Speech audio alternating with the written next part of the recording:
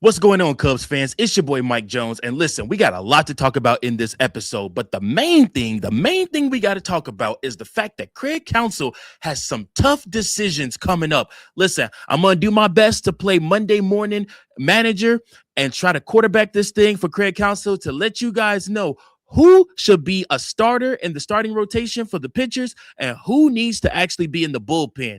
These are some tough questions we got, but listen, it's a good problem to have. We're going to talk about it, all this and more, right after this.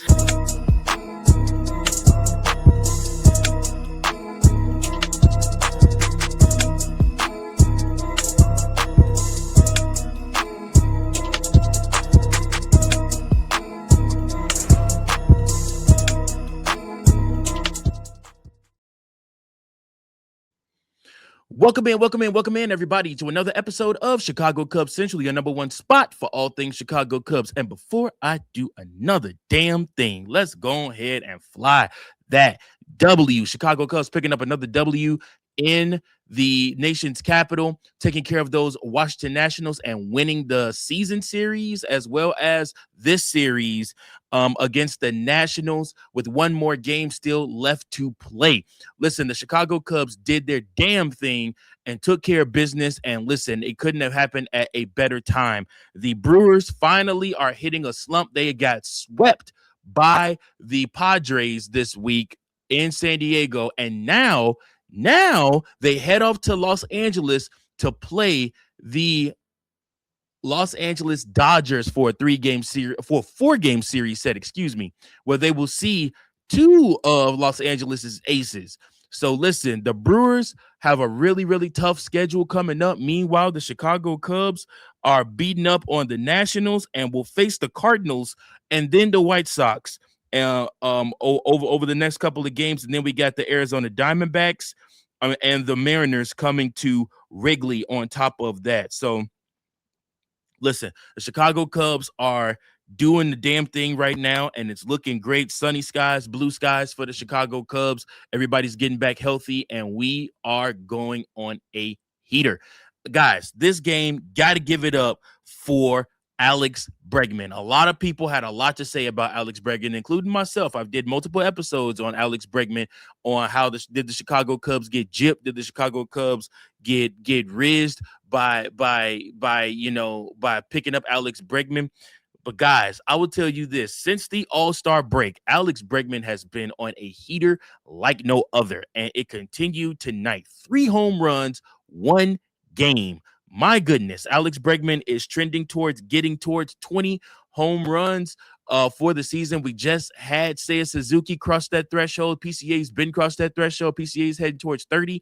You also got Dansby Swanson that got a home run in this game too. He isn't far off from hitting that 20 home run club either. And then, of course, Ian Happ also is very close to hitting that 20 home run club. So listen, the Chicago Cubs are clobbering the baseball right now, having a very good August so far. Hopefully they can keep it up for the rest of this month. Again, the Chicago Cubs have a lot going for them, including, guys, they are getting healthy at the right time. And that's what today's show is all about. The Chicago Cubs are getting healthy, but it also is going to create some issues. So listen to this. Cubs fans, we need to talk about something that could ultimately determine how far the Cubs go in October.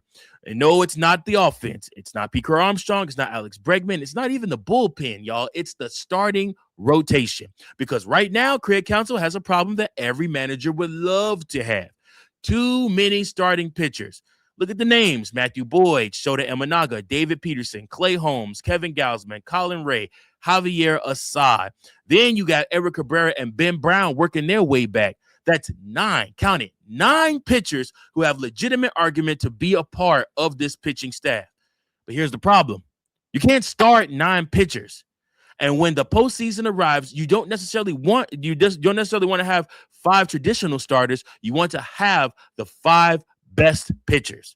You want the pitchers you trust, and you want the pitchers who can give you something different. So on today's episode of Chicago Cubs Central, we're going to answer the big question: who should start in the playoffs? Who should move to the bullpen? And who might actually be more valuable coming out of the bullpen than starting? So first things first, y'all. Let's just be completely honest about this. The Cubs didn't enter this season expecting to have this kind of rotation. Injuries forced them to shuffle the deck over and over and over again.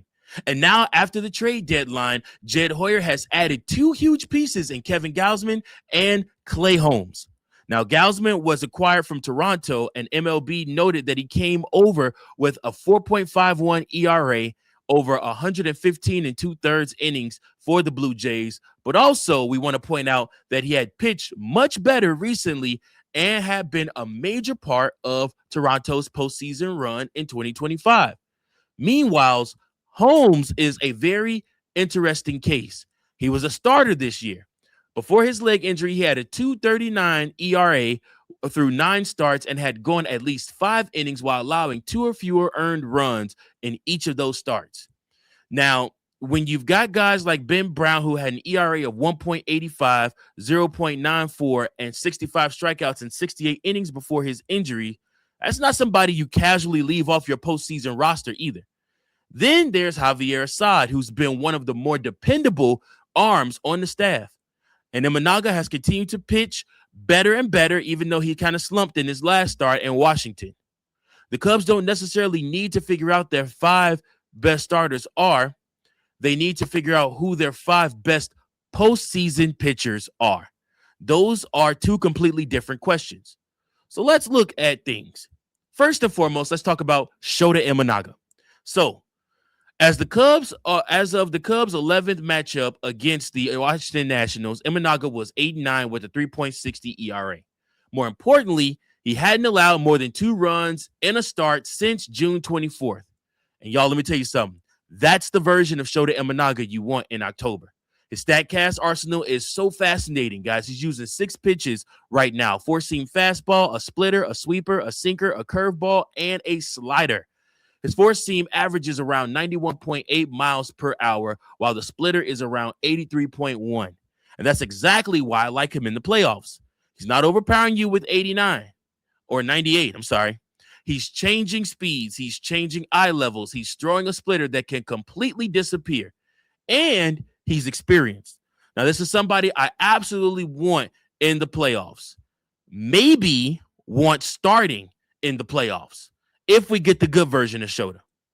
So, in my opinion, Shōta is a fringe starter. If you have to go, if you're doing a 7-game series, let's say you make it to the National League Championship Series, that's a 7-game series. You can absolutely start Shōta in one of those games. And frankly, depending on the opponent, like I said, he could absolutely be a guy that can get you out and be a starter for the beginning of a postseason game. Now let's look at Matthew Boyd, and this one's a no-brainer for me. I think Boyd is getting overlooked in some of these rotation conversations. The latest MLB numbers available have Boyd at a 6-1 rating, 6-1 rating with a 4.15 ERA over 52 innings and 51 strikeouts, and he's been excellent since returning from his knee surgery. But listen, here's what really matters. Boyd just threw 7 strong innings against Kansas City on August 9th in a 10-2 Cubs win. That's exactly what you want to see from a veteran starter heading into October. Now, his pitch mix, he's got that 4-seam fastball that he uses 47% of the time. He's got a changeup that he uses 27.2% of the time. He's got a slider, and he's got a curveball. The fastball is around 92.7 miles per hour, while the changeup is around 79. That's a huge speed differential right there. Now, Boyd isn't trying to overpower hitters. He's just disrupting their timing, and that's exactly what you need in the playoffs, and that's what makes him extremely valuable in a playoff series. Dude's also a lefty, so now you've got Imanaga and Boyd giving you 2 very different left-handed looks. To me, Boyd is your game 1 starter as of right now, no question. Now, let's look at this. Kevin Gausman. Now we get to the guy Jed Hoyer acquired specifically because he believes this team can win in October. Kevin Gausman. As of the Cubs' current series with Washington, Gausman was 6-10 with a 4.29 ERA. Now, some Cub fans are going to look at that ERA and say, why are we automatically putting him in the playoff rotation? because playoff pitching isn't just about ERAs. It's about the stuff. It's about the experience. And it's about what happens when you shorten the game. Gausman's pitch mix is basically built around 3 pitches: the 4-seam fastball, the splitter, and the slider. The fastball averages around 93.9. The splitter averages around 84.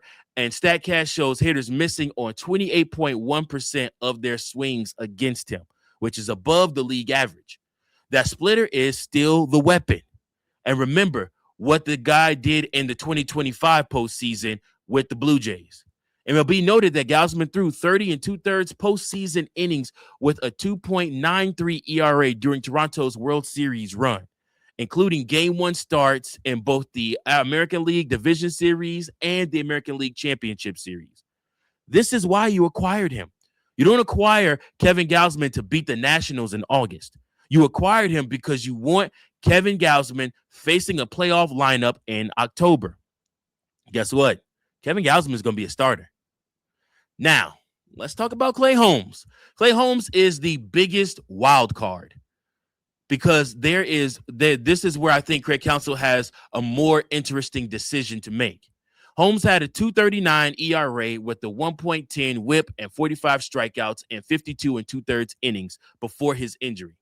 And the Cubs just traded for him. But there's something important here. Holmes isn't your traditional starter. Dude is built different. His arsenal revolves around the sinker and the sweeper. He's also added a curveball this year and has experimented with his cutter and changeup. The sinker is what makes him so interesting for Chicago because he generates a ton of ground balls. And look at the Cubs defense. Nico Horner, Dansby Swanson, Alex Bregman, P. Crow Armstrong, Michael Busch, Pedro Ramirez. If you're a ground ball pitcher, that's the defense that you want behind you. But here's my question. Would Clay Holmes actually be more dangerous in the bullpen? And guys, I think honestly the answer is yes. This is where I would make the bold decision.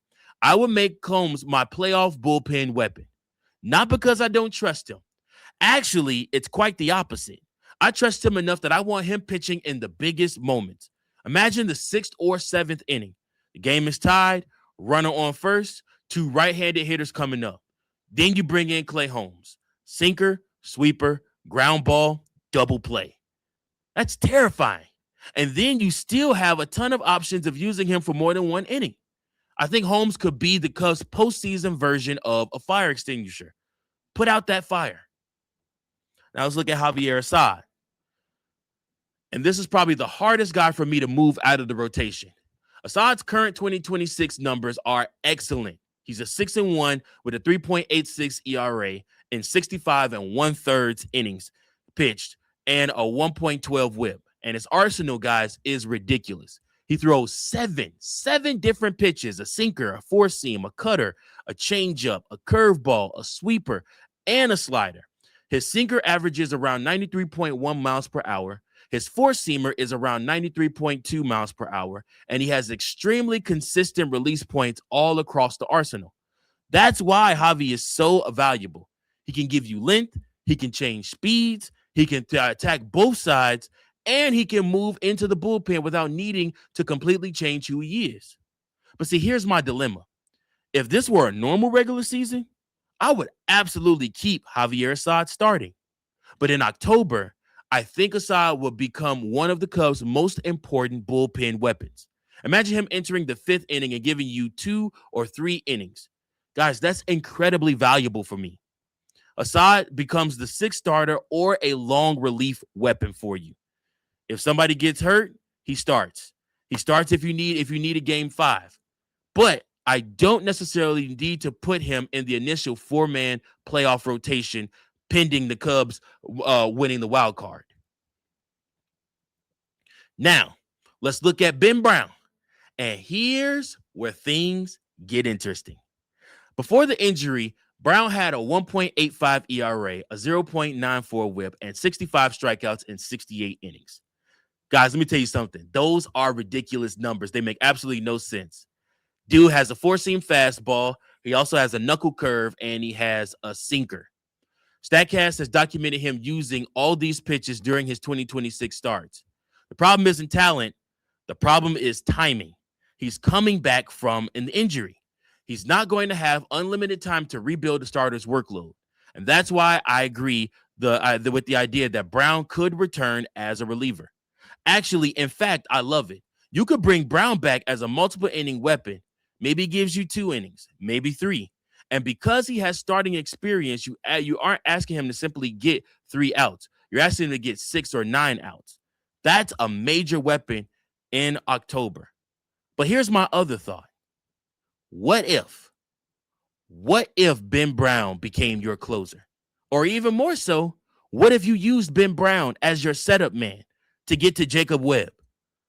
And now, again, we're talking non-traditionally here, but I could absolutely give Ben Brown the ball in the 8th inning and trust that he's going to get outs. So we'll see what happens. Craig Counsell has some tough decisions. Last but not least, let's talk about our good man, Edward Cabrera. Edward Cabrera is actually the hardest evaluation I did out of all the pitchers. Dude throws 5 pitches, a changeup, a sinker, a curveball, a 4-seam fastball, a slider, and that sinker averages around 96.4 miles per hour. StatCast has him topping out at around 99.3. Guys, that's electric stuff. But the results haven't matched the stuff. Cabrera's 2026 line is a 4-5 start with a 5.10 ERA and 72 1/3 innings pitched, only having 65 strikeouts and a 1.40 whip. That's the problem. You can't look at a 96 to 99 mile per hour and automatically say he's starting in the playoffs. You have to trust what the pitcher is actually doing. And right now, sorry to say, y'all, but I can't trust Edward Cabrera enough to give him a playoff start. I absolutely want him available. I'd have to put him in the bullpen, though. Maybe he becomes a 2-inning weapon. Maybe you use him against the heart of the lineup, and maybe if stuff certainly clicks, then you have another option. But for right now, I can't say that I trust him in a playoff series. Then we look at Colin Rea. Rea has given the Cubs innings, a lot of innings. The latest MLB numbers have him roughly at a 4.7 ERA with more than 100 innings and 70-plus strikeouts. His pitch mix is extremely diverse. He has a 4-seam fastball, a changeup, a slider, a sweeper, a sinker, a cutter, and a curveball. He throws 7 pitches. That's veteran depth right there. That's the only way you could put it. And I absolutely want Rea on the roster. But I don't want him starting a playoff game unless I absolutely have to. I'd rather use him as a long reliever also. If you lose a starter, Rea can give you 3 or 4 innings. That can save your bullpen. That's incredibly valuable. Then finally, we get to David Peterson. And is this where I think the numbers make a decision for us? As of the current Washington series, Peterson was 6-7 with a 5.35 ERA. Earlier MLB numbers had him at a 5.97 ERA at 89 innings, 74 strikeouts, and a 1.56 whip.